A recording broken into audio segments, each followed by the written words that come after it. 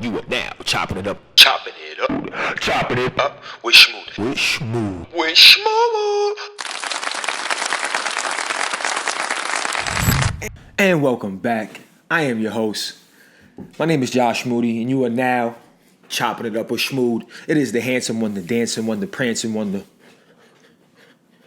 the shancing one. You gotta say it twice. It's always better when you say it twice. Welcome back, guys. I'm excited. I got a great show for you guys today. It might be a little bit more serious. However, I think it's definitely an important topic that I think we need to discuss and that you should know. It's actually pretty cliche. It's simple, but it gets to the point. If you guys actually seen a movie that I will reference to in a little bit, you guys probably will know what it's from. And obviously, if you've seen the movie, you should have gotten the message from it, considering what happened in the movie. But nonetheless, I got to get my shout outs out the way. Shout out to the team. You already know what it is. Rodney Chance, the writer of the show. Follow him at Rod_Chance20. Also, thank you to the set director, Sweet Thing, Miss Sweet Thing. I appreciate you. Follow her at Raya, 3R, 3Ys, AH, and the C at Raya C. Shout out to my man Shoe 50, my man Shoe Sperdo, a founding father, my guy. I appreciate you for coming through. I promise y'all guys that won't be the last time y'all see my guy. We're looking to make him a regular on this show as much as we possibly can. Do the traveling and stuff like that, and just the distance between us at this very important time. We're gonna make that work as best as possible. But shout out to you, my guy. I appreciate you. You came over here and did your thing, good brother. Once again, I appreciate you. Shout out to my business partner, EO. You already know what it is, bro. We went half on this thing, pause. Nonetheless, Auntie P, I appreciate you. I love you. And Shelly Shells, you already know what it is. We appreciate you, girl. But nonetheless, now that I think I got all my shout outs out of the shway, we're going to go ahead and jump right into this topic, what I got for you today. So, guys, as I told you I would reference a specific movie. And this movie is a Tyler Perry movie. Okay, and it is titled "Why Did I Get Married?" Okay, and like I said, a lot of you guys probably seen this, and if you haven't seen this, let me just give you a quick, a quick plot of what the story was about. So typically, it was four friends who met in college, right, or married to, or married or dating, some sort. No, they were all they were all married. Why did I get married? Duh, they were all married. Okay, to four friends in college who had four friends in college, right? Four fellas, four dudes, right? Tyler Perry had one wife. The dude from Blade. The dude from Spawn I forgot his name. That brother, he had a mohawk in this joint. He was married to the crazy joint. I forget her name, but she's mad funny. She's always wilding in every movie she in. She's the loud one in the movie. I can't remember her name. I'm not doing this on purpose, y'all.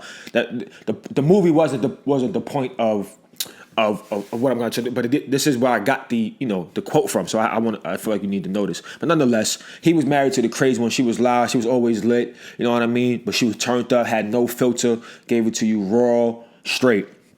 Boom. Then you had the bald head dude, the dude from the Wood. Remember the old head, the tall one, the one that went over that played pro ball in the Wood. He plays in this movie, Why Did I Get Married? He's married to Jill Scott. In this, and Jill Scott plays a heavy-set woman who's dealing with some insecure issues while her husband is cheating on her with her best friend at the time, and this best friend travels, and the whole plot of the movie. I feel like I'm missing somebody else. Okay, yes, I am. Right. Anyway, there's a best friend involved. Right, Jill Scott is the wife that's getting cheated on. She's the heavy-set woman. She loves the bald-head dude from the Wood, crazy. She's trying to do everything she possibly can to make him feel like that he's appreciated, that he's the guy for her, and all that good stuff. She tries to get sexy for him. He laughs at her, all types of things, right? Because then you have one last couple, which is played by the wife is Janet Jackson in this case. She's a doctor, a psychiatrist, or a relationship counselor in the movie. I can't remember that exact specific, but I know it's along those lines. Point is that she was married to another gentleman. Once again, I do not know his name. Listen, the characters of the point is not the thing. But here's the thing. Here's the whole point of that. I just wanted to give you that background. The whole point is that Michael, who I told you is the guy from the Wood, right? His name in the show is called, in the movie was called Mike, right? Mike was cheating on his wife, Jill Scott, with her best friend, And her best friend was a beautiful, young, tender, you know what I mean? Nice little thing, you know what I mean? Nice little thing, you know what I mean? And nonetheless, You know what I mean? Here he was with his wife, and he was violating. And they all went up to this ski trip, this ski resort, and the whole process, right? Mike, they get on the plane with his wife, Jill Scott, and the best friend, right? All three of them are traveling together. This is how savage it was. First of all, Mike be like the pimp of the year for this shit, for what he was doing. He's different. I actually have a friend who would do some shit like this. Shout out to you, Waterhead, because you were completely different. Pause. Those of you who know Waterhead, if you know, you know. You know what I'm saying? My guy. Not, like I said, pause. But anyway, and the West, they even traveled. They was traveling together originally, all on this trip, all the way up to this cabin that they was all going. It was like a couples retreat that they do every year, right? So they going up to the travel. His wife gets kicked off the plane because she was so heavy or so big. She took up too much space in one seat that they told her she needed to either purchase another seat, okay, or she had to get off the plane, okay. So they forced her to get off the plane, and Mike, her husband, did not get off the plane. He actually made fun of her. Was like, "Oh, that's why your fat ass need to lose weight." He said something along the lines of disrespectful, like, "No, she's on her own," type shit. And he stayed on the plane with the best friend, and the best friend is foul because she didn't get off the plane with her. So she had to drive all the way. So she gets off the plane, drives all the way up to this cabin and stuff. Well, whatever. Like I said, this was his wife, right? She cooked. She cleaned, I'm sure. She took care of him, held the house down, probably did whatever she possibly could, okay? Whatever she possibly could to keep her man happy, keep her man satisfied, and to let him know. You know what I'm saying? She just wanted to let him know, I appreciate you, I got you. But however, after all that, I just told you what was going on. Right, in the end, they sit down at dinner. Right? Some things start coming out. The loudmouth, the crazy wife that I was telling you about. Okay, she starts airing a few secrets and starts coming at Mike. Mike was this time, today he had time for it that night. So when he had time for it that night, all he did was he came back, he started firing shots back at her, started airing secrets. This one started airing secrets. Next thing you know, the affair got out. She smashed him over the head with a bottle. Joe Scott smashed Mike over the head with the bottle. Nonetheless, right? Boom. Right? And at the end of the movie, it comes back. Hindsight, they come back to an award where Janet Jackson was getting award for something. I told you she plays like she was an author in the movie and also a psychiatrist or some type of doctor in it. And she was winning an award, so they all attend. And Janet Jackson, Joe Scott finally has a new man who was the sheriff from the cabin who took care of them while they was up there and all that good stuff, right? She came in with him. She had lost weight, maybe lost, I think, about 50, 75 pounds. It was nice. She looked beautiful. She was in a dress, rocking that thing. Shout out to you, Miss Joe Scott. Let's take a long walk around the park after dark. Find a place for us to spark a conversation. And I don't know the rest of the words, but nonetheless, shout out to you, Jill Scott, right? So, boom, so she come in, she looking all good. You know what I mean? Boom. She sees the best friend in the bathroom, right? And she was like, "Oh, hey," you know what I'm saying? And the best friend was so surprised to see her. She was like, "Oh, like, you look beautiful. You look how much, you know what I mean? And she's like, oh, I'm doing amazing." She had to let her know, hunty, like, I'm doing amazing. I'm doing amazing. You know what I'm saying? While she was fixing her shit. And then she said, what? "But bitch, stay away from the wine bottles." You feel me? She had to let her know real quick, like, you know how I do. You know how I do, right? So boom, long story short, Mike runs into her into the hallway. So she stops, show that she's coming out the bathroom, fixing her hair, right? Mike see her in the hallway. And just in the scene before that, you see Mike complaining to the fellas how his new girlfriend, the best friend of Jill Scott, is not, she don't cook, she don't clean, she don't do nothing around the house. All she do is shop. Okay? And is running up his credit card bills and his bills and all that good stuff, right? So with all that being said, he runs into Jill Scott. He sees her. He goes, "Oh my gosh, wow. Like, you look amazing. How are you doing?" And then she looked well. She had to let him know, like, "Look, you tried to take everything from me. You know what I mean? You tried to break me. You tried to tear me down to my core. And yet here I am, and I stand strong," right? And all that beautiful independent soul sister stuff that I'm definitely jacking 1,000, 1 trillion, 1,000,000%. Boom, here comes her knight in shining armor as well, or her supporter, however you want to do it, right? Her 50-50, however you want to say it. My man comes out, my man Sheriff looking all, you know what I'm saying, sharp, spro tie, you know what I'm saying? He's suited and spooted, you know what I'm saying? He comes out, boom, Mike see who he's with, he get tight, they walk off, they sit down, right? And it goes on the end, right? Everybody has a nice time. They just end the movie while they're at dinner, they're enjoying their time, whatever. Point is that it brings me finally to my topic, guys, which is the 80-20 rule. Tyler Perry in the movie, okay, Tyler Perry in the movie, he discusses he presents, not, I wouldn't call it a scenario, but he presents this metaphor or this right for you, or this rule or this cliche, however you want to slice it, right? I don't care, whatever floats your boat, right? And the cliche was, he called it 80-20%, or the 80-20 rule. Now, 80% meaning you're with your lady. Okay? You're with your significant other. I don't know what you're into, whoever you're into, right? Whoever's listening, I don't care. Whatever you're into. You're with your significant other, your lady, your partner, your man's, whatever, your man. And he does 80% of what he is to you, right? I don't know what those checkoffs might be to you. Like for some people, it means I need a wholesome woman. I need somebody who's sweet. I need somebody who's kind. I need love. I need support. I love a woman who loves to cook. I need a woman who can cook. I need a woman who could take care of my kids. I need a woman who's working. I need a woman who wants to stay at home. I need a woman who's smart. Listen, I don't. That is going to vary for everybody. I don't know what characteristics you're looking for in your significant other, and in order to make you, will make you stay with somebody. But all I know is this: the 80-20 rule, and the 80% it means is you're getting 80% of what you need in life. Okay. Now, what I mean by that, in that person, it may be, let's say she's beautiful. Okay. Beautiful. She has an amazing body. If you want to go in the shallow, if you want to go in the physical attributes, she got the yams that you like. You know what I'm saying? It's oily, it's wet. You know what I'm saying? They get the squishy, whatever the case may be. Them cheeks be clapping, right? She's beautiful. She got the long hair that you like. Or she got the short hair that you like. She got the natural hair that you like. She wear makeup that you like. She don't wear makeup that you like. Or whatever the case may be, right? Of all the physical, okay? Like I said, in the intellect, is she smart? Did she go to college? Did she got a degree? Did she graduate high school? Did she not graduate high school? Did she have a GED? Some guys like ratchet chicks. Some guys like chicks who don't have anything, who ain't about shit, that are just nasty. Whatever floats your boat. Do you want a woman that has your own car, good credit? Ladies, do you want your man to have all these type of things? Do you want the 6-figure salary? Do you want the Benz? Do you want the car? Does that even care for you? What are those things that check off for you, right? That could possibly fall into 80% of what do you need? Is it the good credit? Is it the great hat? Is it a strapping young man? Does he have to be tatted? Does he have to be, I don't know, look like Josh? Does he have to have a big schmand? You know what I'm saying? Does he have to be hung? Pause. I don't care whatever it could be. Physical, it could be material, it could be emotional, it can be wealth. I don't whatever that 80% may be to you. Right? So for example, if you're getting 80% of the things that you need, 4 out of the 5 things are checked off. That's what you would mark up as your 80%. Okay, now in the movie, the 80% was Jill. Okay, it was Jill Scott. Now she was doing everything a woman would. She's taking care of him.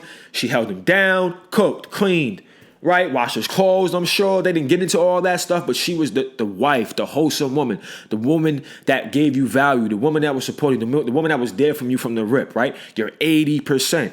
80%. The 20% that from my opinion, from where I was standing, where Mike was looking for elsewhere, right, was in the physical. Right? In her case, like I said, she was a heavy-set woman in the beginning of this movie, okay? She was bigger. He even called her a cow or something like that. He made fun of her when she tried to come on to him. She had this, you know what I'm saying, this long 1960s gown on trying to be sexy, and no, he just wasn't jacking it. And the point was, and to see the best friend, is easy to make the reference that, or the implication that he is looking for somebody with a specific physical attribute. She had long hair, right? She was bad. Like I told you, she was a nice tender, you know what I mean? She was nice, you know what I'm saying? So I think, and once again, and as people, we get caught up, right? Because it's natural for us humans when we get something every day that we consistently have, that we know is there, right? What happens to us? In our eyes, we take it for granted, number one, and number two, it begins to lose value to us, right? And that's why it's important, especially in relationships, that you have to constantly show and let that other person know, I appreciate you and I value you for everything you do, because this is when you get stale, this is when it get funky.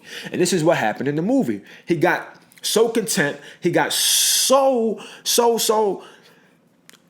comfortable, you know what I'm trying to say, that he forgot This is the woman that got me, that helped me get to where I am. This is the woman that helped me become the man that who I am, right? So that 80% was Jill, and he was missing that 20%. He wanted that sex appeal. He wanted that swag. He wanted that certain look. And fellas, we get caught up in this all the time. It's natural. We're human, ladies. We do this too. Like I said, anytime we have access to something as much as we want it to, it becomes the value, and we take it for granted. So boom. So here comes the best friend. This is what you would call the 20%. The 20% will be that 1/5 of that box, that checked off box that is missing.